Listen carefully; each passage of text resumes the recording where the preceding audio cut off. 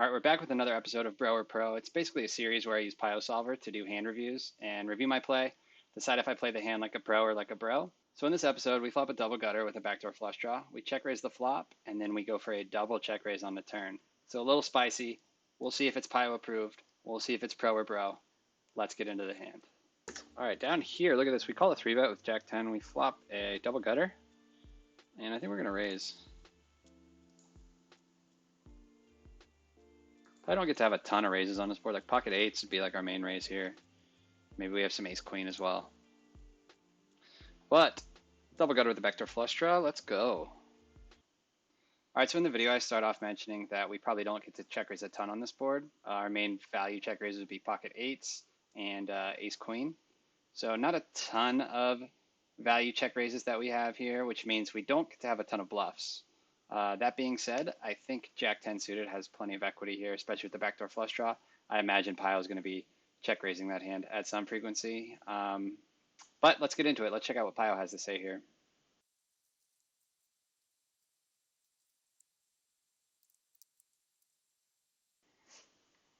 All right, looks like the solver's finished up here, so let's check out the results. Okay, so if you're not familiar with PioSolver, the interface may look a little daunting at first, but it's really not. I'm sure you're familiar with the standard sort of no limit hold'em hand grid here, where it has the pocket pairs down the diagonal, and then the suited hands in the upper right half, the offsuit hands are in the lower left half. And then basically what PioSolver is doing here is telling you what the optimal strategy is with each of these holdings. So green, the colors correspond to the betting actions for the player. So here we are at the in position player, the 3-better, and green represents a check, and the pinkish orange, whatever color it is, who knows, maybe we can have a debate. Maybe leave a comment below for what color this is. This represents bet. So like if I look, let's say I hover over ace king suited here, and off in the bottom right, you'll see like ace king of spades here is going to be a 100% bet frequency.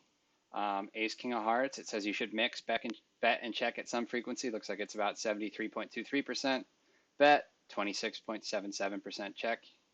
So that's how you read this grid. So it may look intimidating, but it's really not. So basically what I would sort of glean from looking at this is that Button is meant to be betting about 41% of his range here. And then this basically tells you like the breakdown of which hands have to bet, which hands can bet, and which hands have to check, right? So if you look here, like pocket eights is like a mandatory bet. Makes a ton of sense, right? It's a super value hand. You're in position. You really want to build the pot. You can't really slow play as much in position, as urgency is much higher in position, considering like if I check back, that means there's no bets going in on the flop. Whereas if I'm out of position, I can check my value hands, and the in position player can always build the pot for me, basically, right?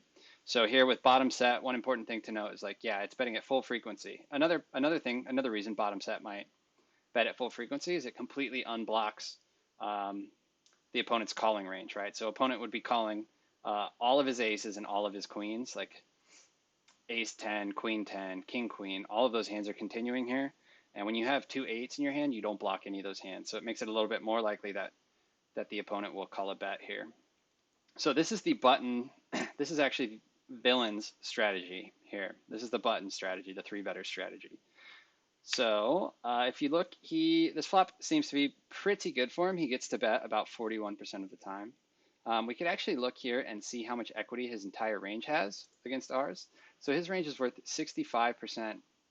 His range has 65% equity here. So that's pretty massive, right? That means my range has 35% equity, which means I'm a huge underdog. So that means he gets to be pretty aggressive. He gets to bet hands that maybe you wouldn't expect, like king 9 suited, for instance, gets bet at a pretty high frequency here. But it looks like he does do a fair bit of checking. Like hands like a7 suited, checking quite a bit, which is really interesting. But anyways, so Villain goes ahead and he bets 1/3 pot, and let's see how we're meant to respond against the 1/3 pot sizing here. Okay, so as I stated in the video, we have a pretty small value range here. We have pocket eights, which is raising here at nearly full frequency. And then we have like ace queen 2 pair that is raising, and ace queen offsuit that is also raising at a pretty high frequency. So those are our main value raises, and then let's see what bluffs we're going to be working in here. We'd be working in, oh, I guess we have queens sometimes as well. But as far as bluffs go, we'd be working in hands like 9-10 suited. So gut shots with a backdoor flush draw. Jack-10 suited, the hand that we have here, seems to be a very high frequency check raise. So far so good for us. Other hands we might be check raising. I guess we're check raising Queen-10 suited and Queen-Jack suited here.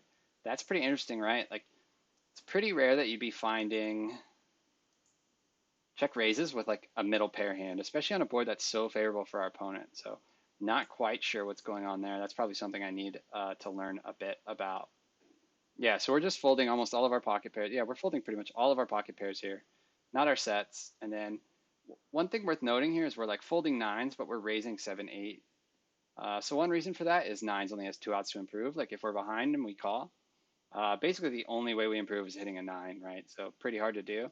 When we raise 7-8 suited here, there's a chance like villain actually folds hands like pocket 9s, pocket 10s, so he might fold a better hand. If he does call, we have 5 outs to improve, right? Usually we can make trips, we can hit our 7. It's just a lot easier for our hand to improve. And so this hand sort of has a few different reasons why it would be check raising here, right? It gets better hands to fold. It probably gets worse hands to call. I imagine villain has to call with hands like King-10 or Jack-10 at some frequency when we raise.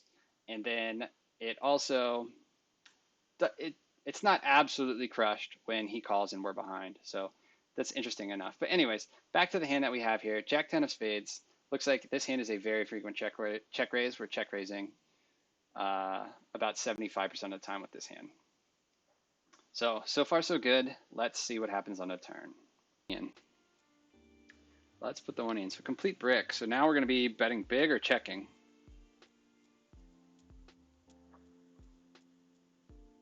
He's condensed quite a bit. I don't know how much fold equity we actually have here.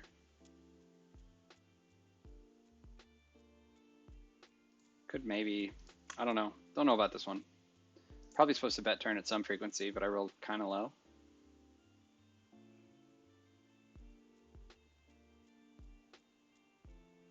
Should we double check raise him?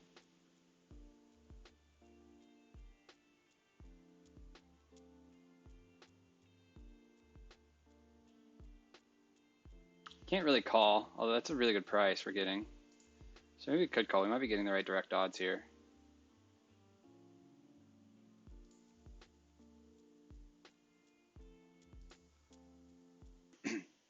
All right, so we check raise flop, villain calls, and the turn card is a 2 of diamonds. 2 of diamonds is pretty much a brick on this board, right? So not a whole lot changes on this card. It looks like what Pio would be doing in our shoes here is choosing a small bet or check strategy. I think this makes a lot of sense just based on the SPR. The pot is very big compared to our stack sizes, so there's no real reason to have any big bets here. Like if we do have a hand like pocket 8s, which really wants to get all the money in by the river, we won't have any problem doing that if we bet small here. So again, it looks like Pio is going to be, once we check raise, looks like Pio is going to be continuing here with our value hands, pocket 8s and ace queen. And we're going to be balancing that with some bluffs as well. So let's take a look at our hand, Jack-10 suited here. So in the video, I say we could probably check or bet here. I roll low on the randomizer. I'm going to check. So looking here at what our hand wants to do in theory, it actually looks like this particular suit, Jack-10 of spades, wants to bet about 80% of the time. So on the randomizer, it was like a 37 or something like that, right? So that means I was off on my frequencies, but honestly, like getting that close is something I rarely do in game. So just the fact that Pio is checking or betting, and it is checking at a lower frequency than it is betting, makes me pretty happy about my in-game thought process getting there on the turn. So it looks like we can check or bet with Jack-10 of spades. We do elect to check. So let's look at villain strategy here on the turn. It looks fairly intuitive. It looks like he's meant to, actually, you know what? It looks like he's meant to do a ton of betting that I don't think I would have found in game. So he's meant to bet all of his strong hands. That's easy enough. He's meant to bet hands like ace king, ace queen, pocket aces. But strangely enough, he's meant to be checking jacks 100% of the time, checking kings at a very high frequency, but betting king queen suited at almost full frequency when he has it. He's meant to be betting jacks at full frequency almost when he has it. He's meant to be betting nines and tens and eights. Eights makes sense. That's a value hand, but nines, that's very surprising. So I am probably butchering this spot. I imagine the player pool is butchering the spot as well. But I think like in game, like a more appropriate strategy here would just be to expect him to be betting most of his strong hands, checking most of his medium strength hands, and then having some bluffs. So he does go ahead and bet, and let's see what we should be doing in reaction to a bet here. Okay, it looks like we're playing a razor fold, basically. Like, we're only calling 3% of our range. That's pretty much negligible. I wouldn't really worry about that. In game, I said, like, calling kind of sucks with this hand. It does look like we do get to actually mix call here. We could call, fold, or raise with Jack 10 of spades, and we're not making a mistake in theory. That's pretty interesting, right? That just means they're all worth about the same amount of chips, and it's probably right around 0. Let's check the EV of this hand. Yeah, look at that. Call, raise, or fold are all worth 0 chips here. So oddly enough, I can't actually make a mistake with my strategy when I have Jack 10 of spades. If I had a hand like Jack 10 of diamonds, I would be making, like, if you see down there in the bottom right, I'd be making a giant mistake if I was not raising.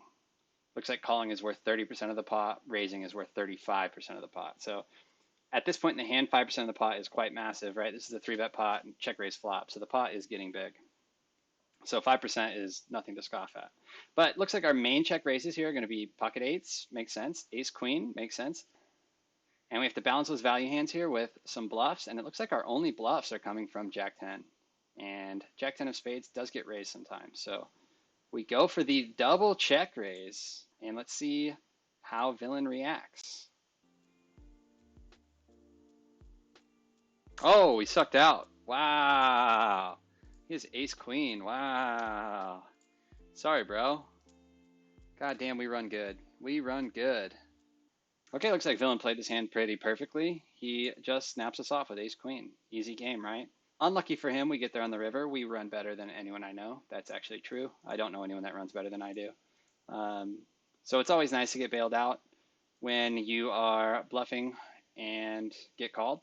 That being said, it looks like our bluff was Pio approved. I made maybe some mistakes as far as frequencies in this hand, but actually surprisingly, I wasn't expecting Pio to support my double check raise option. Like, I sort of thought Pio would be like double check raising, like, who do you think you are? But it looks like, according to the solver, double check raise is a thing, at least in theory.